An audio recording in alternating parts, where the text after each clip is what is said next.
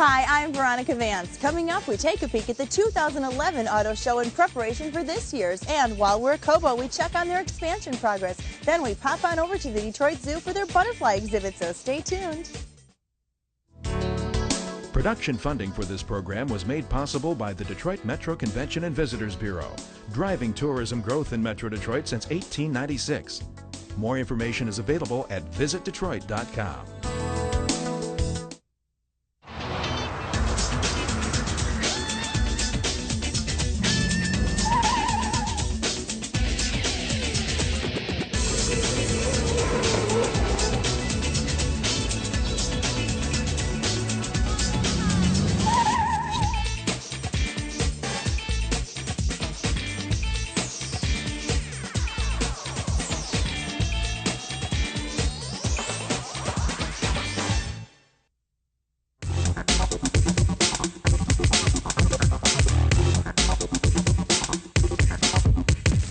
Kicking off each new year in Detroit is the North American International Auto Show, where all the automakers get together and come out to shine.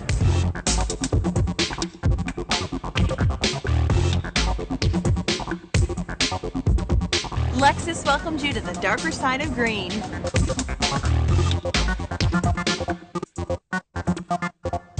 The Chrysler, Jeep, and Dodge display is very sleek this year. They're really showcasing their cars. Like behind me, Chrysler just unveiled their new 300M for this year.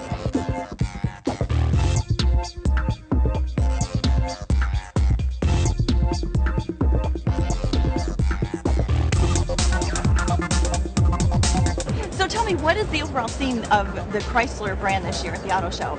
Well, for us here at Jeep, it's all about the celebration of the 70th anniversary. Wow, 70 years! Yes, 1941 was the start of the Jeep brand here in America, so it's really special for us. We're kicking off the celebration here in Detroit. Each of the Jeep vehicles, the Compass, Patriot, Liberty, Wrangler, and this Grand Cherokee, which is built here in Detroit, all have special 70th anniversary editions celebrating the 70 years of Jeep. I think the neatest thing for Detroit in particular is this Grand Cherokee is built right here.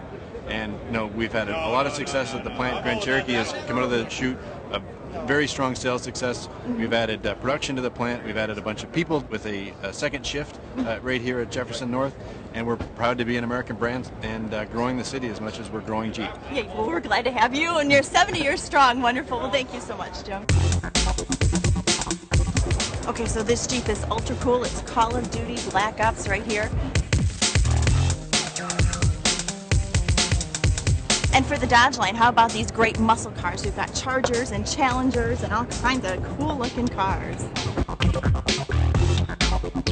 So check out the interior of this one, red leather.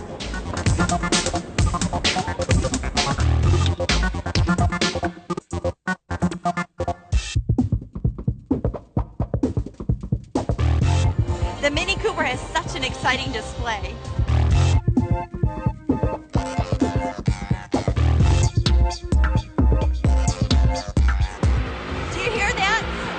Display right now where they're showing off their muscle cars, the Mustang, but then at the other end of the spectrum they're showcasing their hybrid and electric vehicles.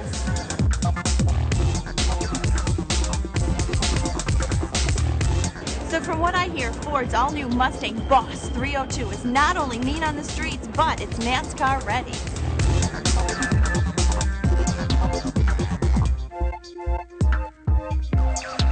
So how fun is this? Ford has video games you can play. They're interactive. You're sitting there, there's seats shaking you like you're really driving the race cars. How fun. My turn now. We're going to see how well I do. And this is an actual game that's coming out in the spring of 2011. It's called Shift 2 Unleashed for all the big games. How much fun is this going to be? So Ford even has more fun here. They've got a racetrack where you can come and race against your friends. All right, so I'm number one. I'm the blue one. That's who we want to win. Me. That's right. So Ford has their all-new C-Max. It's being touted as the clever, compact family vehicle. This car behind me seats 5, but with reconfiguring the seats, it'll seat 7 people. So Ford has several electric vehicles, I understand. Yes, and so one of the biggest things we have here is our new C-Max vehicle, which is our multi-activity vehicle, new for families. It's a small car that fits up to 7 people, but we're also giving a lot of electrification here. So you can get this either in a hybrid or our new plug-in hybrid, which will give you a range of up to 500 miles. Wow. So something very particular. And the best thing about this, these vehicles are being made here in Wayne, Michigan. Oh, wonderful! So we're bringing jobs back to Michigan. Exactly, bringing jobs, bringing excitement, new innovation back to Michigan. And it's all good for the environment too. That's the best thing about it. Everybody wins with these types of vehicles. This is the future. This is an at-home charging station for your electric vehicle. Plug it in.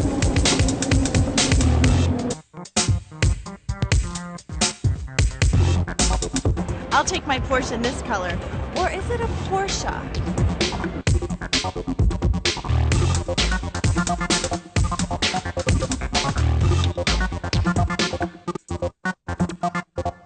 It's been another explosive year for GM. They've got the Chevy Volt that's going to be hitting the streets in the spring, and then of course they've got their other lines, the Cadillac, Buick, and GMC trucks.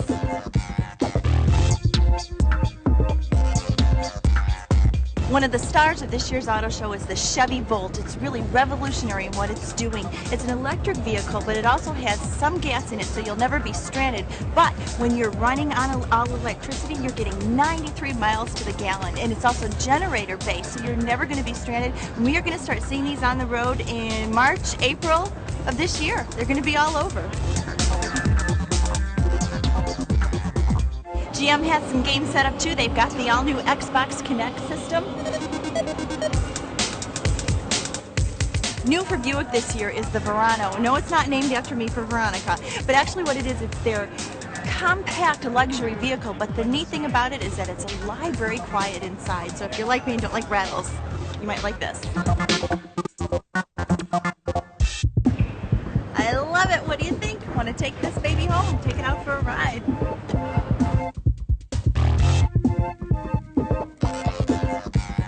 Volkswagen wants us to think blue.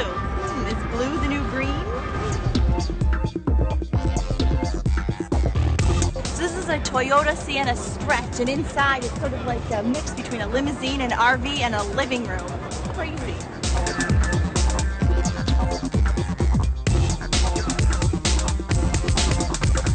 So if you're in the market for a new car, make sure you don't miss this year's North American International Auto Show. Oh, there's so many choices. I don't know what I'm gonna do, which one I want.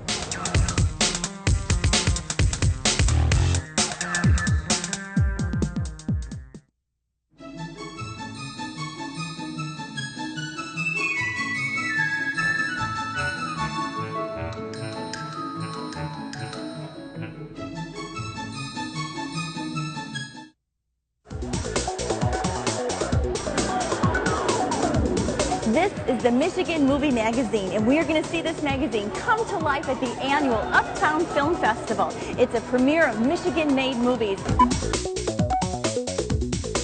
We're showing fantastic movies with Michigan people, Michigan producers. I'm shaking, I'm so excited. The film festival is open to the public, to everyone, right? That's correct. You can buy a ticket for $10 and see any of the movies in the course of the weekend. It's great recognition for local filmmakers. It's great exposure for national filmmakers. And it shows a real variety we have here in Michigan. We're hoping to be back year after year with this, the Uptown Movie Festival, and I think it's exciting.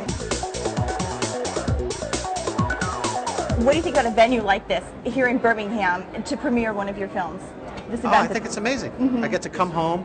I have my parents now who are here, and my mom made me chocolate chip cookies.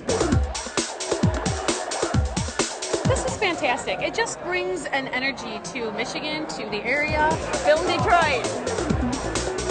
It's an experience that I don't think a lot of people from Michigan get to experience. I really commend the folks at the Uptown Film Festival for everyone to showcase these great Michigan films.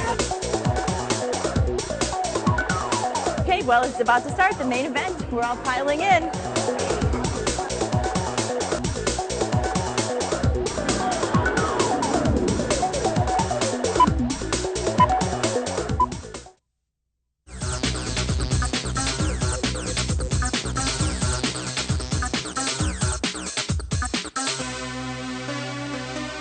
They've been talking about it for years. Cobo Center, that is. Should they expand? Should they tear it down and just start all over? Well, they've got a plan. They're going to reuse the space and completely reinvent themselves, starting now.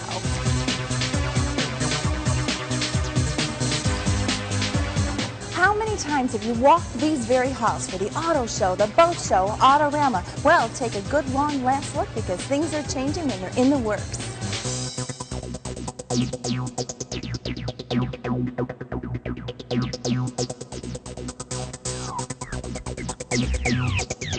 This investment in a competitive Cobo Center is an investment in a competitive Detroit. We have 4 years of construction trade work ahead of us. That's about 1,200 new jobs. Making Cobo a competitive site for major conventions and meetings will benefit companies in some of the region's most critical areas. And it'll drive jobs and tax revenue to our region and be a boom for the entire state.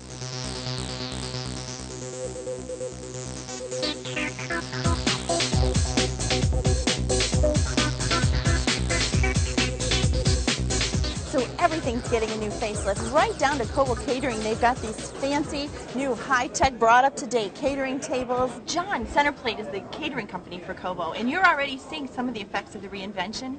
Yes, ma'am. We're actually, Centerplate has bought all new tables and serving equipment so that it's not your father's Cobo Hall. And you are the one that carved this. Yes, I ma'am. understand. And this is gorgeous. This is just fabulous. Well, thank you very much.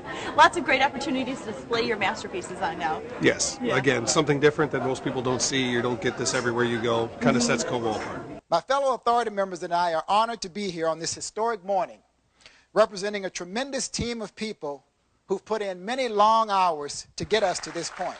We set out to return Cobo to the status it once enjoyed as one of the premier meeting and convention centers in the world.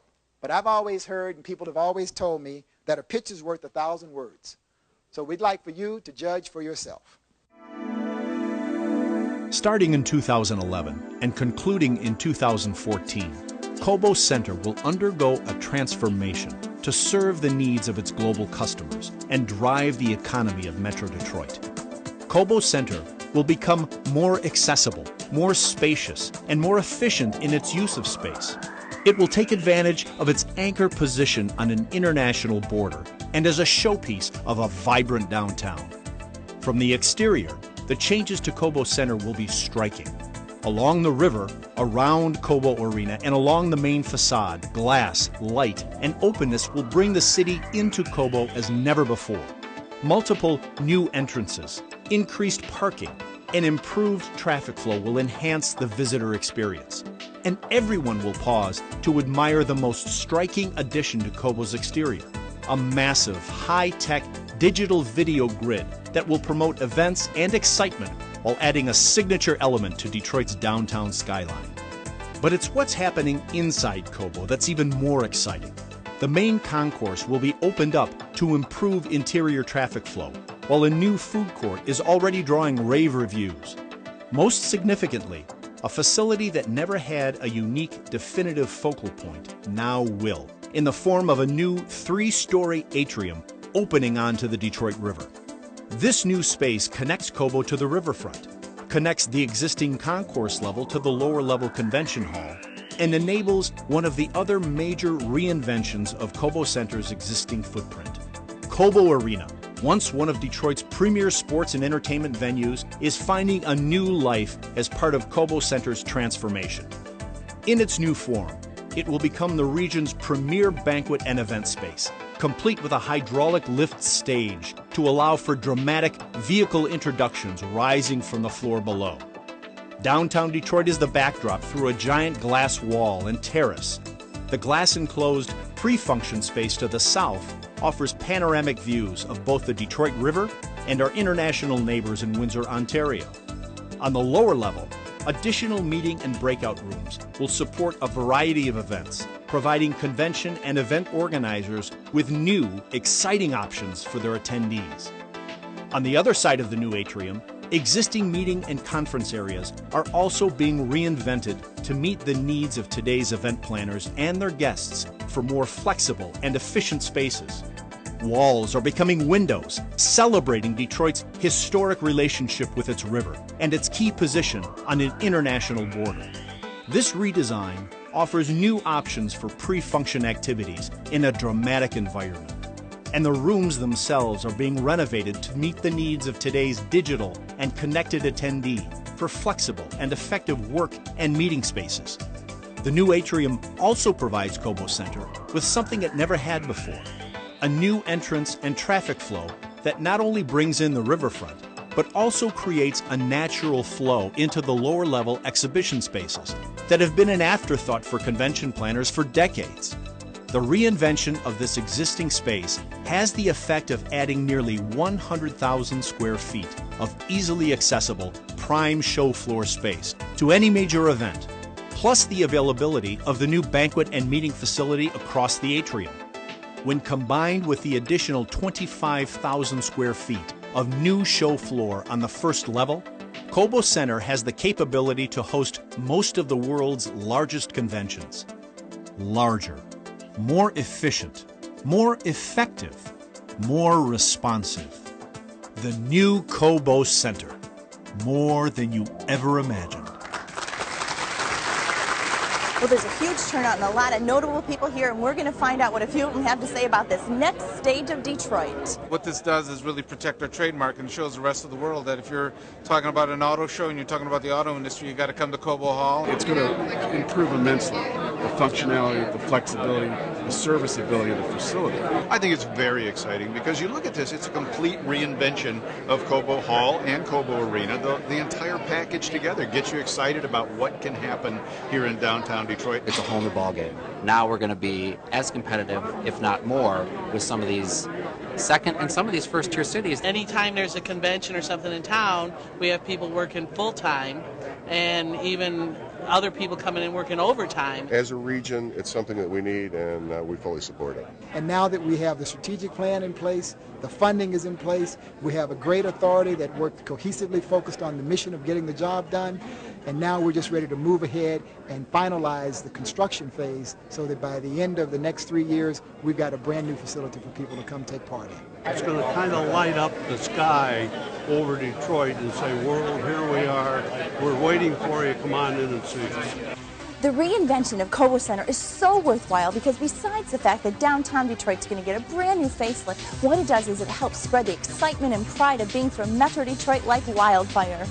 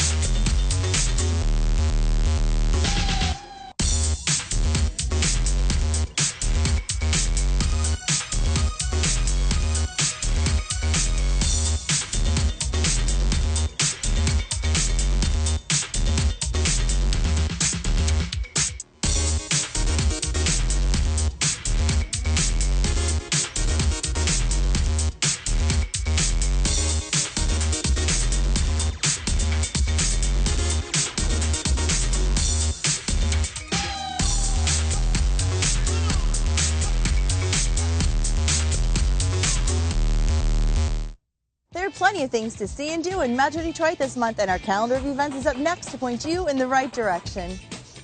Millennium Metro Tours has special auto show tours, and the Suburban Collection hosts the ultimate fishing show.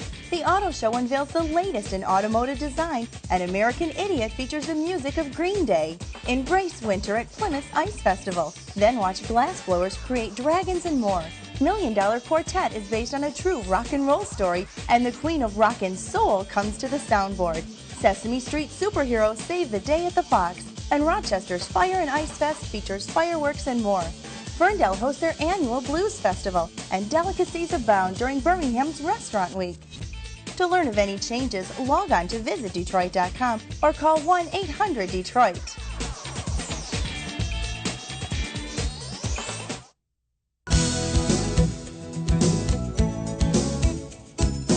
Most people think of the Detroit Zoo as a natural place to visit in the summertime, but what about when it's cold outside? Well, if you come on a sunny day, the butterflies will be out in full force at the Hummingbird and Butterfly Garden as part of the Wildlife Interpretive Gallery here at the Detroit Zoo.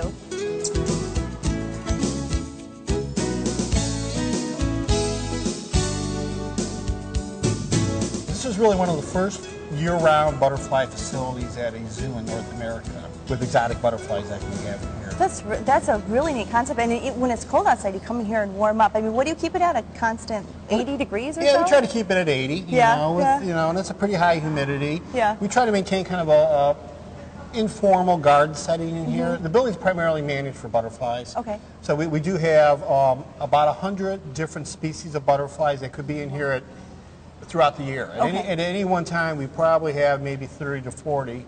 All our butterflies come from Costa Rica and from El Salvador. Okay. So depending on when the butterflies emerge in those countries, depends on what species we would have in here. Oh, okay. So there is some fluctuation seasonally as far as species selection. And we also have hummingbirds in here. We do have 3 species of hummingbirds, 4 hummingbirds. Oh. And all our hummingbirds originally came from Peru. Okay. Why don't we go over here and I'll show you where we get them when they come in. Great, all right.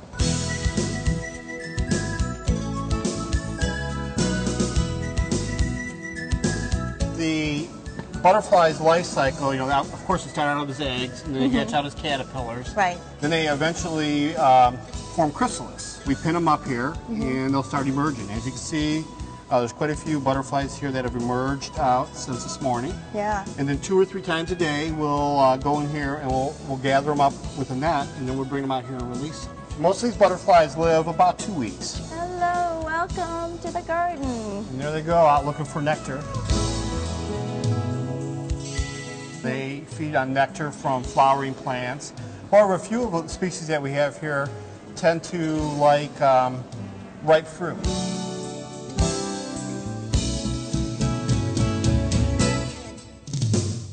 And you said this is connected to... Yes, this goes into aviary, so if you want to walk out there, we can walk into what we call our free flight aviary, so you're walking amongst a number of different bird species.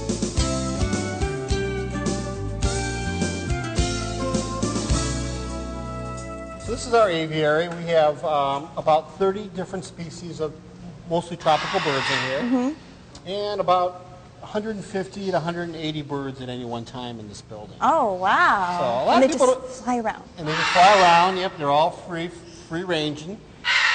I hear some really loud ones. What are we hearing right now? These are our scarlet macaws. Scarlet macaws? Yep, which is obviously a parrot. A parrot can live 50 to 80 years. Wow.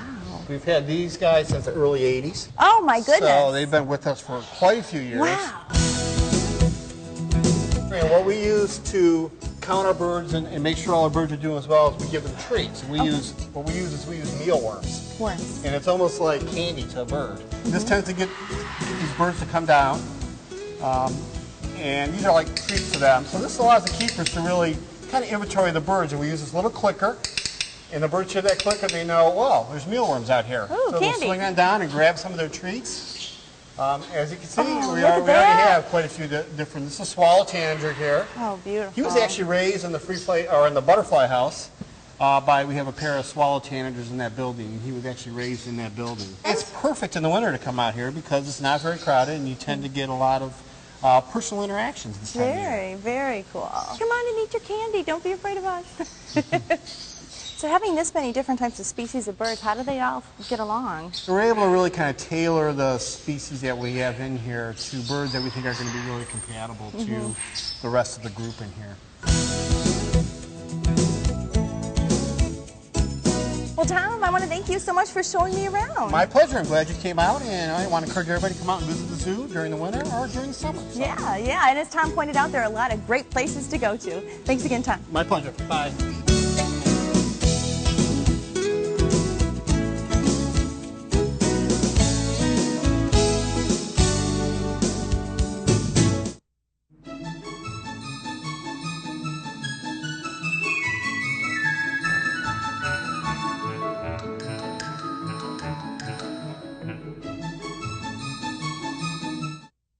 It's everywhere you look, in everything you see.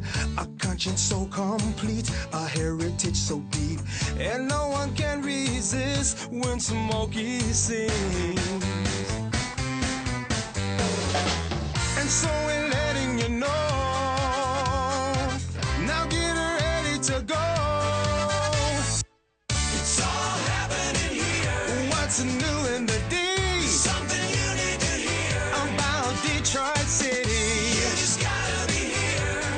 truly believe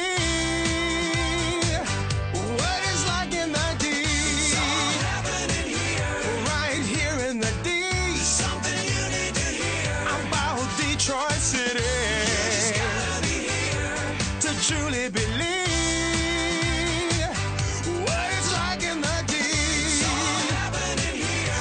What it's like in the D. It's all happening here. What it's like in the D. It's all happening here. What it's like in the D. Well, that's our show. Thanks for watching. I'm Veronica Vance. And remember, if you'd like more information on any of the places we visited, log on to visitdetroit.com. So until I see you next time, go out and explore on your own and discover the D. To learn about discounts and special offers for featured attractions, plus how to get copies of Visit Detroit magazine, click on visitdetroit.com. Production funding for this program was made possible by the Detroit Metro Convention and Visitors Bureau, driving tourism growth in Metro Detroit since 1896. More information is available at visitdetroit.com.